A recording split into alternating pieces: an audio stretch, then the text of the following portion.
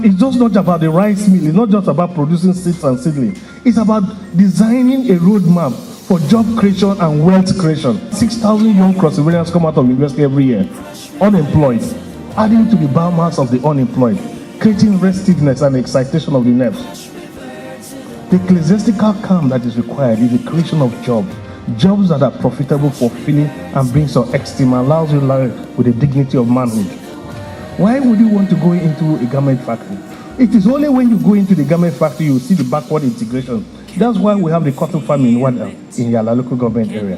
To be able to grow our cotton, so we have from farm to fabrics, from fabrics to fashion. F3. It's a direction, it's a story. Look at Turkey. Just look at all the countries that have emerged from third world into emerging markets. They all started with deep vision, thinking too big and too fast. We're a state that is governed by somebody who has an extreme fear for God. Because it's only by God's instrumentality that I'm where I am today. And so I know that God has kept his word. It's my turn. It's my turn to keep my word. For those who see the vision, I'd like to thank you so much. Join me in a dream. Take the story of Singapore. Take all the countries that have made magic. It came from deep thinking. It came from doing the impossible. In society today, if you decide to look before you leap, you will never leap. And so if you wait to have enough money before you embark on major projects, you never get started. That's what is called intellectual money. And Professor Yade is the architect of intellectual money. Young entrepreneurs in Calabar, the state capital, are no doubt carving a niche for themselves by engaging in small-scale business enterprises to fend for themselves and for generations unborn. The spirit of enterprise is a spirit of renaissance. Cast your mind back between the last 5 to 6 years in this state. We have had a completely civil service state, a completely civil service structure. That once the economy of Cross River State, there was a particular period where the economy of Cross River State was solely dependent on civil service salaries. Once salaries were not paid in this state, then the entire economy of the state goes comatose. Today, with the emergence of an Ayadi as a brand, with the philosophy of the spirit of enterprise, changing the narratives, engagement, inclusiveness, involvement of young people in the governance architecture of the state. The spirit of enterprise has come as a new wave to wake up young Crossiverians from their slumber, to say, gentlemen, we can make it happen. Governor Yade believes in you. We can handhold you to success. We can handhold you through the process of making you a man of your own, a young woman of your own. That is the very essence of the spirit of enterprise. So we would find the emergence of many more young people daring into businesses. Many more young people now crave to act independently. There is independence of thought. There is independent mindedness. So the spirit of enterprise, basically, the philosophy behind the spirit of enterprise, basically, is to say it's a wake-up call. It's a clarion call. Wake up, Cross-Riverians. We can make things happen beyond the civil service.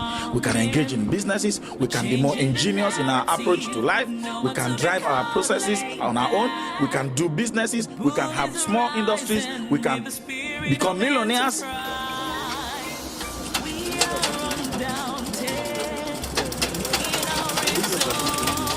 Emmanuel A-Z is a graduate of theatre arts from the University of Calabar and hails from Biase local government area of the state.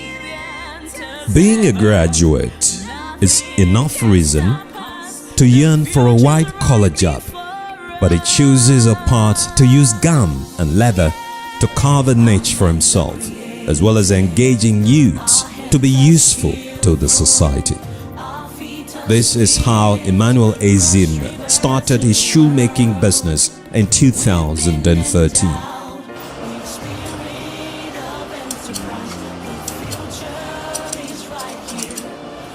We actually back here to where it all started from. I call here my this is my headquarters. It all started here, and by God's grace, we've migrated to a bigger space. And we hope to migrate to bigger spaces. Now, this was the place I used to sit down. That's where I started, and my boys will be all around me. And then, come rain, come shine, we must walk. You know, you can imagine when the rain is falling and the atmosphere will be like rowdy, and you'll be trying to coordinate, do this one, fall down, do this one, fall down. Now, this is my grandfather's compound. I actually started by using the backyard for it, like I said earlier. As far as I'm concerned, Emmanuel started showing me trains of using his hands to walk at the age of 4. I noticed that in him, that we buy him a toy, pieces the toy, and try his best to see how he can put those things back. And actually, he used to succeed. So from there, I knew that this is what he's going to do. This is somebody that wants to use his hands. And actually, today, he's using his hands. Emmanuel prefers to get injured any other part of his body, but not his hands. Okay? So that is it. Here we are, we have the talent in shoemaking. Any type of shoe, he will do it for you. Bags, he does it. Belts, purse. You just name it. He does all that. The support I gave to him is that I kept encouraging him. Daddy, I want to buy leather. I said, what do you want to do with leather? He said, Daddy, I want to do slippers. How much is it? I give it to him. And final, you produce something. You come and show me, Daddy, this is that leather. It's okay. There was one jeans jacket I had. And for a long time, I have not worn that jacket. So the day I was dressing my wardrobe, trying to put things in order, I saw it and said I should give it to him. I want to use that jacket and produce something for me, which he did. What Emmanuel is doing is a clarion call to all young persons to sign up and imbibe the spirit of enterprise. This is a display of the spirit of enterprise. You know, what started like a passion has become a solution, a profound solution to the economy. Imagine the number of persons, young persons that are here, over 40 persons that are here to learn this skill. You know, they are creating value, they are going to create income.